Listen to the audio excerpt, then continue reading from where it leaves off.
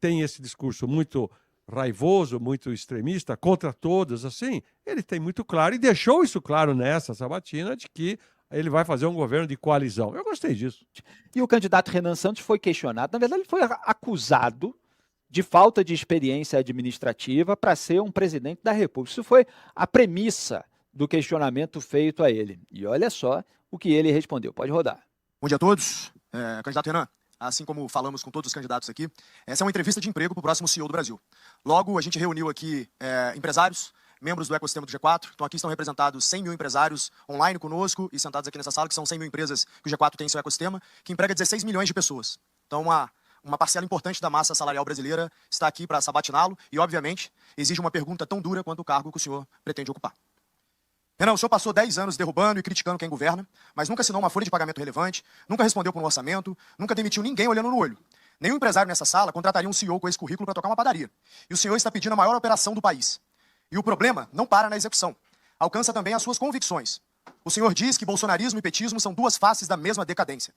Mas as pesquisas desenham um segundo turno entre Flávio Bolsonaro e Lula. E nesse cenário, não existe terceira face hoje. Branco e nulo não somam para ninguém. Só que o seu eleitor é esmagadoramente antipetista. Então cada voto seu que se anula desfalca apenas o lado que enfrenta o Lula. A neutralidade que o senhor vende como pureza é, na prática, um empurrão para o Planalto de quem o senhor diz combater, o Lula. Então responda a essas coisas que essa plateia precisa ouvir. Qual foi a entrega mais difícil que o senhor já geriu na vida, com números, prazo e resultado auditável? E, estando fora do segundo turno, entre Flávio e Lula, em quem o senhor vota? E avisamos desde já, não estaremos no segundo turno não é resposta, porque estadista de verdade responde, inclusive, aos cenários em que perde. Boa tarde a todos, muito obrigado aí pela oportunidade. Bom, a pergunta já começa com uma imprecisão um tanto quanto bizarra, porque minha vida pregressa toda passou para administrar empresas. Eu sei o que é fazer uma folha de pagamento, e o pior, eu sei o que é pegar uma empresa fechada, quebrada, com os funcionários devendo 5 meses sem receber, botar pra andar baseado no crédito pessoal que eu construí recuperando empresas. Trabalhei isso não com uma nem com duas, mas com quase uma dezena de empresas ao longo da minha vida. Sei o que é estar no banco dos réus da justiça trabalhista, ouvindo a injustiça de um sindicato safado que tentou te extorquir no momento da negociação anterior. Sei exatamente o que é ter um agiota ligado a uma factoring, indo querer te empurrar as dívidas da gestão anterior com juros que não deve ser aceitado. Sei justamente fazer isso. E essa é a postura que o próximo presidente da República tem que ter, porque a gente vai pegar um cenário muito similar a esse. Só que essas são as minhas realizações antes de me tornar um líder político. E um líder político é um líder que necessita tomar esse tipo de decisão num contexto novo, em que não se conta apenas a ética da convicção, que é a ética da convicção que eu contei todos os anos que eu fui militante político, algo que eu tenho orgulho, faço desde 2014, mas também como liderança que precisa da ética da responsabilidade, que é quem vai assumir um país e vai ter que tomar decisões muito, mas muito difíceis. Pois bem, como líder político, no movimento que é o maior movimento político do Brasil, isso é oferível, nós fizemos a maior ação política com as maiores manifestações da história do Brasil ao longo dos últimos anos, que foi o impeachment da Dilma Rousseff. Organizei essas manifestações, ajudei a criar a linguagem política daquilo que chama de direita no Brasil, algo que foi surfado por muito vagabundo por aí.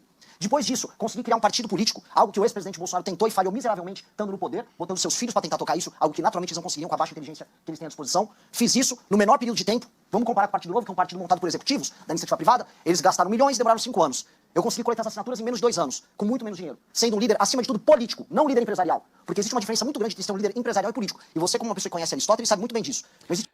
Tá aí, portanto, o Renan Santos dando uma resposta dura ali, porque as premissas foram um tanto hostis e cobraram dele um posicionamento num eventual segundo turno, como se fosse absolutamente imoral que ele não antecipasse qualquer tipo de posição, e fazendo a acusação que ele está desmentindo. Ele está dizendo que sim, que geriu empresas e, claro, falou tudo aquilo que a gente já abordou aqui no programa sobre o seu histórico de ativismo político. Diogo, o que você achou?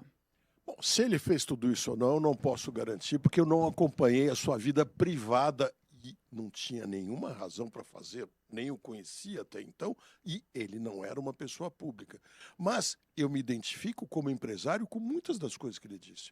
Conheço bastante bem a Junta do Trabalho, sei das necessidades que possa ter, mas dos absurdos que se comete ali também, sem dúvida alguma.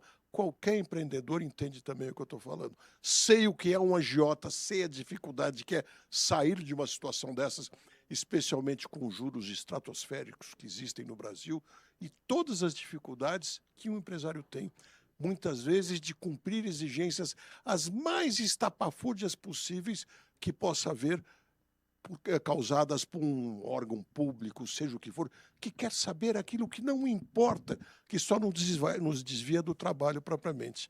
Agora, o que é mais importante, eu vi alguém que respondeu com firmeza aquilo que lhe foi perguntado. É o mínimo que eu espero de um candidato. E quero lembrar que o Flávio, quando perguntado, o Tales Gomes começou também dizendo: o seu pai estourou o orçamento e abriu espaço para este governo fazer. Coisa que pouquíssimos falaram. O Flávio não teve condições de responder por uma razão muito simples. O pai dele ia sofrer um processo de impedimento por pedalada fiscal, tal qual a Dilma. E aí fizeram um acordo de uma PEC, uma mudança constitucional, para aprovar as contas já estouradas do governo Bolsonaro e abrir o fim da lei de responsabilidade fiscal, que o Chico conhece muito bem a importância, estava lá quando foi criada, e criar esse arcabouço que é péssimo e abriu espaço para o Lula gastar. Isso foi aprovado com voto de Flávio e de seu irmão, também ambos votaram no Congresso, Câmara dos Deputados e no Senado a aprovação dessa PEC.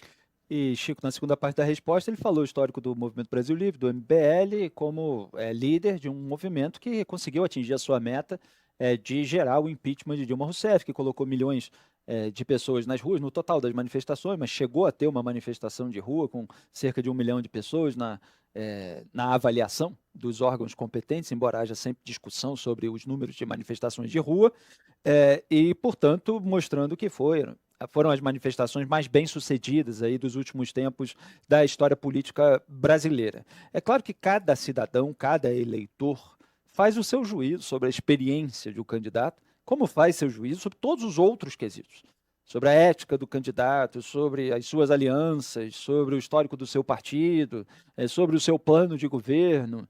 Então, a gente aqui mostra quais são os elementos, mostra qual é a conduta, a resposta e raciocina em cima. Só para deixar claro, você vê que o Ronaldo Caiado, que foi governador de Goiás e foi reeleito, ele está explorando muito essa questão da experiência. Ele está dizendo que ele é o mais experiente para derrotar o Lula, que o Flávio não tem experiência, etc. Evita falar dos outros candidatos, porque está disputando essa vaga no segundo turno, mais precisamente com o Flávio. Então, é um quesito a ser julgado pelo eleitorado. Diga, Chico. Eu vejo o seguinte, em condições normais de uma democracia, da evolução de um regime democrático, país afora, esses últimos, quase 50 anos que eu acompanho, sim, faz falta você ver qual é a experiência daquele que se propõe a comandar uma nação, ou um município, ou uma região, no caso do governador. Então, você, vamos dizer, cobrar currículo e tal, é um diferencial. Mas, nas condições atuais da democracia brasileira, eu prefiro ver e escutar do Renan que ele nunca participou de nenhum governo, por exemplo. Isso acaba sendo uma vantagem. Significa, para muitos de nós que estamos vendo essa roubalheira geral da República Brasileira nesses últimos tempos, essa prostituição política, você fala: olha, eu prefiro pôr alguém, você nunca fez nada, não, então é você mesmo que eu quero. Quer dizer, veja como estão invertidos os valores. Então não me incomoda nada a falta de experiência, qualquer coisa disso. Quanto àquela pergunta do jornalista, o dono do canal lá, que eu não tenho ideia quem seja, se eu fosse o Renan, eu diria para ele: ninguém me põe a faca no pescoço. Ninguém me... Quem é você para pôr a faca no pescoço assim? Não. Ou você responde, não sei o que. Achei totalmente inadequado. Quer ser duro? Seja duro. Faça perguntas lá difíceis, vamos dizer, mas você vai me obrigar a te dar uma resposta? Eu achei aquilo ali, assim, passou do ponto, mas deixa para lá. O que eu gostei do Renan, em uma outra parte da entrevista dele, da sabatina e tal, foi o fato de que ele deixou muito claro de que, ao chegar em Brasília, o jeito que ele fala, bacana ele ter essa categoria, dizer: não, quando eu chegar lá em Brasília, é claro que eu vou ter que fazer coalizões, porque ninguém governa sozinho, eu vou ter que fazer acordos com o Congresso. Na convenção aqui, não foi convenção, no Congresso do partido, esse último fim de semana, acho que foi sábado, ele está procurando, inclusive, convencer os seus de que, agora eu estou metendo o pau em todo mundo, mas é claro que para governar, você tem que ter maioria no Congresso. Como é que eu vou aprovar? Vai precisar mudar a Constituição para implementar aquelas propostas em termos de combate ao crime organizado, etc. Então ele tem uma plena noção de que fazer campanha ele está fazendo de um jeito, mas que para governar um país ele precisa fazer coalizões, e ele demonstrou respeito ao fato de que acordos políticos são necessários e podem ser bem feitos no sentido de fazer o bem para a democracia. Ou seja, como qualquer país do mundo, você faz acordos políticos para compor uma maioria para lhe dar condições de governabilidade. Não precisa fazer putaria, mas precisa fazer acordo político. Acordos transparentes, não é? E transparentes, né? Eu até sugeriria, cria uma comissão assim que acompanha. Você bota numa sala, estamos fazendo aqui, ó, o acordo número 1 é esse daqui, tal, faz uma coisa. Ou seja, vai ser necessário governar nessa maré que nós estamos, compondo politicamente. Então ele, embora tenha esse discurso muito raivoso, muito extremista, contra todos, assim, ele tem muito claro, e deixou isso claro nessa sabatina, de que ele vai fazer um governo de coalizão. Eu gostei disso.